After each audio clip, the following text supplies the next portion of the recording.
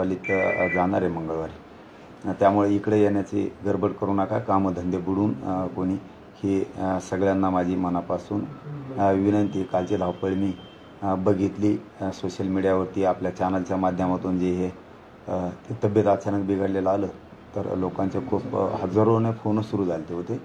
काळजी करू नका, आता एकदम व्यवस्थित तब्येत आहे। काल झालेल्या बैठकीत ओबीसी नेत्यांसोबत सकारात्मक चर्चा झाली। तसेच मराठा समाजाला आरक्षण देताना ओबीसी समाजावर अन्याय होणार नाही, काही विषय सर्वपक्षीय बैठकीत मांडले जाणार, सर्वांना न्याय मिळावा ही सरकारची भूमिका आहे, असं एकनाथ शिंदे म्हणाले। मुख्यमंत्री आता सरकारची काय भूमिका आहे, मुख्यमंत्री शिंदे साहेबांची काय भूमिका, यापेक्षा कायदा काय सांगतो हे अत्यंत आता महत्त्वाचं। कारण तुम्ही किती खोटे बोलला, किती मनधरणी करण्याचा प्रयत्न केला तरी शेवटी कायद्याची बाजू वरचढ राहणार। त्यामुळे कायदा काय सांगतो हे सरकारला बघणं आता गरजेचं आहे, खरं बोलणं खूप गरजेचं आहे।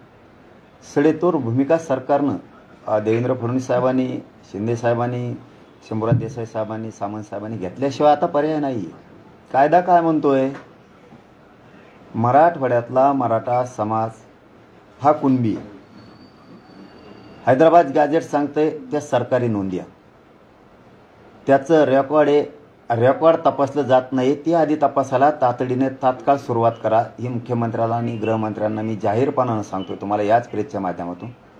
आज मी जे मुद्दे तुम्हाला सांगतोय हे अत्यंत सरकारसाठी महत्त्वाचे आहेत, माझ्या समाजासाठी महत्त्वाचे आहेत, माझ्या आंदोलनासाठी महत्त्वाचे आहेत। बाकीच्यांसाठी महत्त्वाचे आहेत का नाहीत त्यांच्यासाठी हे मुद्दे काय त्यांच्याशी आम्हाला नाही देणं घेणं, परंतु आजचं जे मी सांगतोय ही विनंती करून या प्रेसच्या माध्यमातून मुख्यमंत्री आणि गृहमंत्र्यांना विशेष करून सांगतोय की गावागावासह तालुक्यासह या नोंदी आहेत हैदराबाद संस्थांच्या, आणि ह्या सरकारी नोंदी आहेत। या देशात आणि या राज्यात कोणाच्याही सरकारी नोंदी नाही आहेत, तरी त्यांना आरक्षण आहे। मराठ्यांना आरक्षण सरकारी नोंदी आहेत ते देणं या 13 तारखेच्या आत बंधनकारक, ही शब्द मी सरकारसाठी वापरतोय, तुम्हाला बंधनकारक।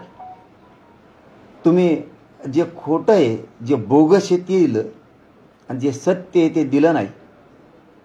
त्यामुळे तुम्हाला माझी हात जोडून विनंती आहे, या प्रेसच्या माध्यमातून आपण खूपच स्पष्टपणानं सरकार म्हणून बोलणं आता गरजेचं आहे। सरकारी नोंदी मराठवाड्यातल्या मराठ्यांच्या ते घेणं गरजेचं आहे। सातारा संस्थांच्या ज्या नोंदी आहेत त्या सरकारी आहेत त्याही घेणं गरजेचं आहे, पश्चिम महाराष्ट्रातल्या मराठ्यांना ते कामाला येते। ब्रिटिशकालीन बॉम्बे गॅजेट हेही घेणं सरकारला गरजेचं आहे, म्हणजे तिकडचा सगळा प्रदेश ह्या आरक्षणाच्या खाली येतो। ह्या सरकारी नोंदी आहेत, ह्या नाही ना करू शकत तुम्ही, कोणी आडवा आला तरी पण। कोणी आंदोलन केलं म्हणून सरकारी नोंदी जर तुम्ही थांबवणार असाल तर सरकारच अस्तित्वात आहे का नाही याचा विचार महाराष्ट्रासह देशातल्या जनतेला विचार करावा लागणार। औंध संस्थान म्हणून होतं, तिथंही अंदाजे साल माझ्याकडून थोडंफार मागं पुढं होईल, पण 1800 ते काळात जवळपास तिथं सगळा सरदार जे येतं पूर्ण ते घराणे आणि त्यांचे आसपासचे सगळे संबंधी हे कुणबी होते। पण 1902 किंवा 1900च्या आसपास हे सगळे मराठा नंतर करण्यात आले, त्याचे पुरावे उपलब्ध झालेत।